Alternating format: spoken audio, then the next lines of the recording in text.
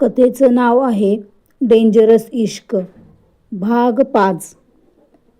हसून तो म्हणाला, जर तू सोडून गेली असतीस ना तर तुला बँड सकट परत घेऊन आलो असतो. आता गुपचूप आईसोबत किचनमध्ये जा आणि माझ्यासाठी गरमागरम भजी तळ. तृषा लगेच धावत किचनमध्ये गेली. तिच्या जाण्यानंतर आरवीने अजयजींकडे रोखून बघितलं आणि विचारलं, बरं आत्ता सांगा आपला हिशोब काय आहे? अजयजी थरथर कापत म्हणाले, मला तुझे 2 कोटी रुपये द्यायचे आहेत. आरवी लगेच कडाडला, अरे पैशांविषयी कोण बोलते? पैशांच्या पलीकडेही थोडं लक्ष द्या. तुम्हाला 2 मुली आहेत. त्यांच्या भविष्याचा काही विचार केलाय का? हे ऐकून अजयजींचे डोळे विस्पारले. त्यांना वाटलं की जुनूनला त्याने काल नेले होते पण आज परत आणलंय. याचा अर्थ त्याला जुनून आवडली नाही आणि आता त्याची नजर तृषावर आहे. ते हात जोडून गयावया करू लागले, प्लीज असं करू नकोस. तृषा अजून खूप लहान आहे आणि निरागसही आहे. तिच्यावर वाईट नजर नको ठेवूस. मी तुझे सगळे पैसे व्याजासकट परत करीन. फक्त थोडा वेळ दे.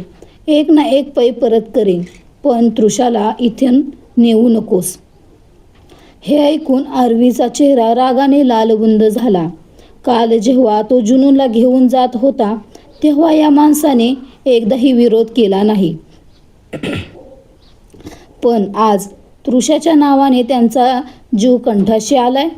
जुनूनची या घरात काय अवस्था असेल हे त्याला आता समजलं होतं. त्याने जुनूनकडे पाहिलं. ती मान खाली घालून म्हणाली, मी किचनमध्ये मामींना मदत करायला जाते. ती जाऊ लागली तितक्यातच गोळी झाडल्याचा आवाज झाला आणि जुनूनने दचकून कानावर हात ठेवले. आरवी रागाने म्हणाला, काय ग, तुझी वरात येते का? इथं उभं राहता येत नसेल तर माझ्या शेजारी येऊन बस, मला बरं वाटेल. हे ऐकून जुनून लाजेने चूर झाली. आरवी पुन्हा अजयजींकडे वळून म्हणाला, काका तुम्ही मला चुकीचं समजताय. मी कधी जबरदस्ती केली का? मी तुमच्या मुलींच्या करिअरबद्दल बोलतोय. या तिघी शिकलेल्या दिसतात, नक्कीच नोकरी करत असतील. अजयजी मान हलवत म्हणाले, नाही, अजून नोकरी नाही लागली. सरकारी नोकरीसाठी पैसे लागतात आणि माझ्याकडं ते नाहीत. आरवी हसून म्हणाला, मी असताना पैशांची काय काळजी? किती लागतील सांगा बरं. त्याने आपल्या माणसाला इशारा केला.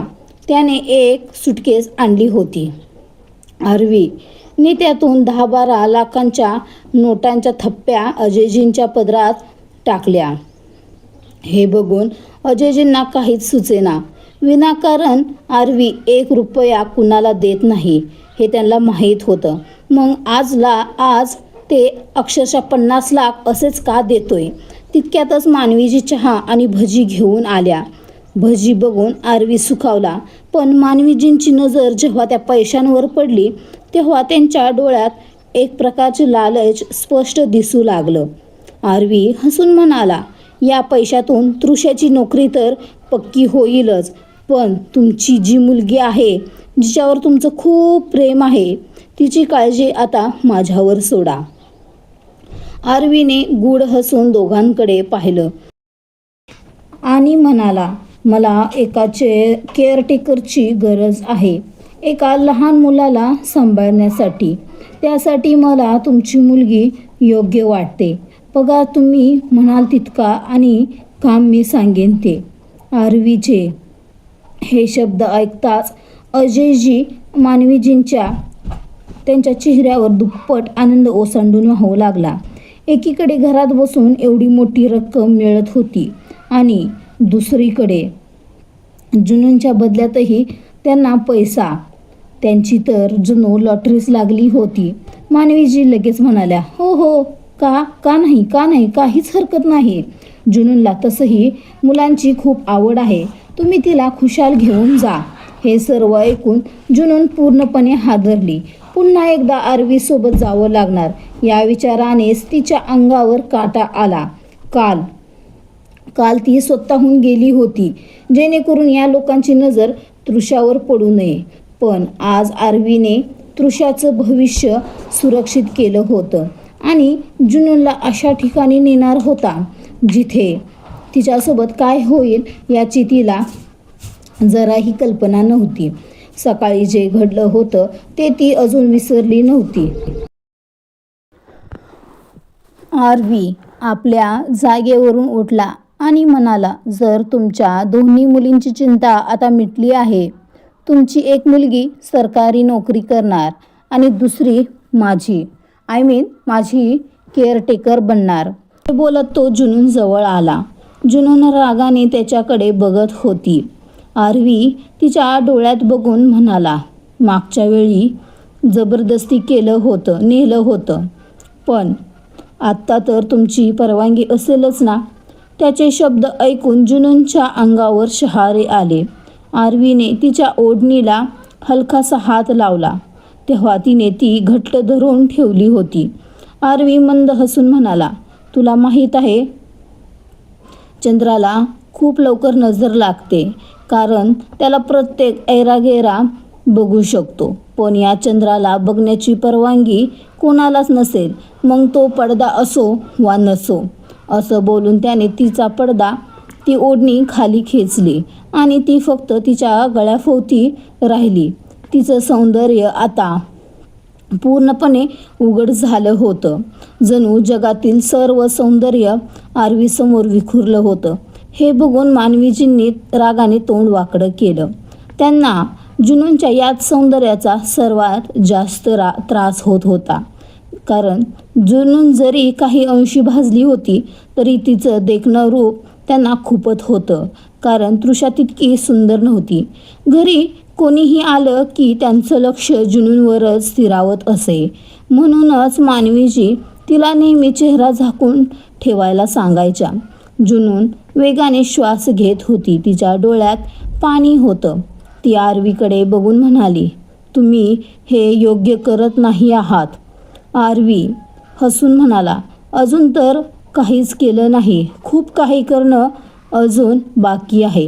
हे ऐकून जुनूनची धडधड वाढली. अचानक आरवी म्हणाला, अरे भजी तर राहिलीच. तो पुन्हा मानवीजी आणि अजयजींकडे वळला. त्याने ट्रेमधील सामानाकडे पाहिलं आणि हिरव्या चटणीची वाटी उचलली. सगळे त्याच्याकडे आश्चर्याने बघत होते. नक्की तो काय करतोय हे कोणालाच माहीत नव्हतं. आरवी तेवढ्यात मानवीजींकडे बघून म्हणाला, डोळे तर जळत नाहीत ना. मानवीजी गोंधळून म्हणाल्या, काय म्हणजे. पुढच्या क्षणी त्या जोरात ओरडल्या आणि त्यांच्या किंकाळ्याने घर दणाणून गेलं. आरवीने हातातील ती हिरव्या चटणीची वाटी थेट मानवीजींच्या तोंडावर आणि डोळ्यावरच फेकली होती. डोळ्यात चटणी गेल्यामुळे त्या तडफडू लागल्या. अजयजी जागेवरून उठले, पण पुढच्या क्षणी आरवीने त्यांच्या पायापाशी गोळी झाडली आणि ती सरळ त्यांच्या पायात घुसली. जुनूनचे डोळे विस्फारले. ती भीतीने थरथर करायला लागली. तृषा लगेच आत पळाली. आरवीच्या चेहऱ्यावर आता एक क्रूर हास्य, एक डेव्हिल स्माईल होती. मानवीजी आणि अजयजींचा किंचाळण्याचा आवाज घरभर गुंजत होता. त्यांना अशा वेदनेत बघून आरवीला जणू एक वेगळाच आनंद मिळत होता. जुनून धावत त्यांच्याकडे जाऊ लागली, पण ती मानवीजींना हात लावण्यापूर्वीच आरवीने तिचा हात पकडून तिला स्वतःकडे खेचलं आणि तिला आपल्या कडेवर उचलून घेत म्हणाला, माहेरची काळजी करणं सोडून दे जानम. आता फक्त माझा विचार कर. जर दुसऱ्या कोणाचा विचार मनात आला तर तुला काहीच करणार नाही, पण समोरच्याचा मेंदू उडवून टाकेन.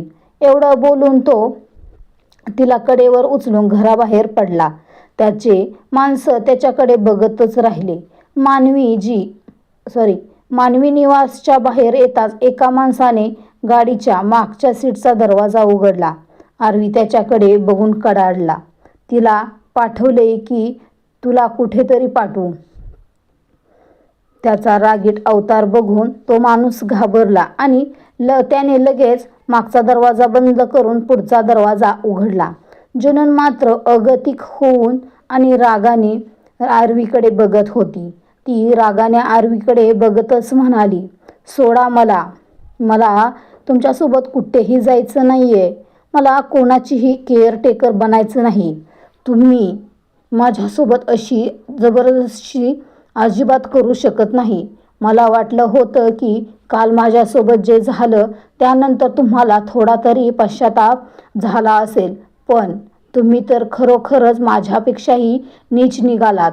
आत्ता तुम्ही माझ्या मामा मामींची जी अवस्था केली आहे त्यानंतर मला तुमचं तोंडही बघायचं नाहीये. मला फक्त त्यांच्याकडे जायचंय, त्यांना सांभाळायचंय. ती अजून बोलतच होती तोवर आरवीने तिला गाडीत बसवलंच. जुनून गाडीचा दरवाजा उघडून बाहेर पडणार इतक्यात आरवीचा एक माणूस तिथे येऊन उभा राहिला, जेणेकरून ती बाहेर येऊ शकणार नाही. आरवी स्वतः ड्रायव्हिंग सीटवर येऊन बसला आणि जुनूनकडे बघून म्हणाला, मला तुझ्याकडून काहीतरी जाणून घ्यायचंय. हे ऐकून तिने आश्चर्याने त्याच्याकडे पाहिलं आणि रागाने म्हणाली, पण मला तुम्हाला काहीही सांगायचं नाहीये. मला सोडून द्या. मी तुमच्या पुढे हात जोडते. मी असली तसली मुलगी नाहीये जी तुम्हाला खुश करू शकेल. माझी अवस्था आधीच ठीक नाहीये आणि तुम्ही मला अजून त्रास देताय. आरवी तिच्याकडे एकटक बघू लागला आणि अचानक तिच्या जवळ आला. जुनून घाबरून मागे सरकली. त्याने तिचे आसू पुसले, पण त्याच्या स्पर्शाने तिला खूप घाणेरडं वाटत होतं, कारण काल त्याने तिच्यासोबत घृणास्पद कृत्य केले असं तिला वाटत होतं. आरवी म्हणाला, तुझ्या मामा मामींसोबत जे केलं ते तर खूप कमी आहे. मला तर बरंच काही करायचं होतं, पण तुला ते बघता आलं नसतं म्हणून त्यांना थोडी सवलत दिली, पण ती किती वेळची आहे हे मलाही माहीत नाही. जुनून आश्चर्याने आणि रागाने म्हणाली, तुम्हाला जराही लाज वाटत नाही हो ना? कोणासोबत जबरदस्ती करताना, कोणाला जबरदस्ती नोकरीवर ठेवताना किंवा कोणाच्या पायात गोळी मारताना तुमचं मन तुम्हाला खात नाही का? तुम्ही माणूस आहात की नाही? आरवी हसून म्हणाला, मी माणूस आहे की नाही हे नंतर सांगेन. आधी माझ्या प्रश्नांची उत्तरं दे. असं बोलून त्याने गाडी सुरू केली. काही वेळाने आरवीने विचारलं, गृहप्रवेश कसा होतो? जुनून गोंधळून म्हणाली, कोणत्या ग्रहाचा प्रवेश? आरवी चिडून म्हणाला, अरे जेव्हा आपण आपल्या बायकोला घरी नेतो तेव्हा ती तांदूळ गहू पाडण्याची रसम असते ना, ती कशी असते? जुनूनला थोडं जरा समजलं होतं. ती विचार करत म्हणाली, जेव्हा नवीन जोडपं पहिल्यांदा घरी येतं तेव्हा त्यांची आरती केली जाते. कलशात तांदूळ भरून तो उंबरठ्यावर ठेवला जातो आणि नवरी आपल्या उजव्या पायाने तो कलश कलंडून आत येते.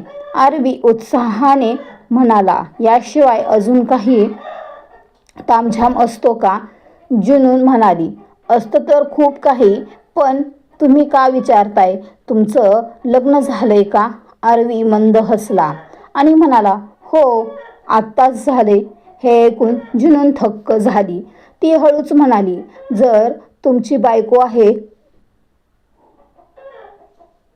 तर मग माझ्यासोबत जबरदस्ती का करताय? मला मामा मामींकडे जाऊ द्या ना, त्यांना माझी गरज आहे.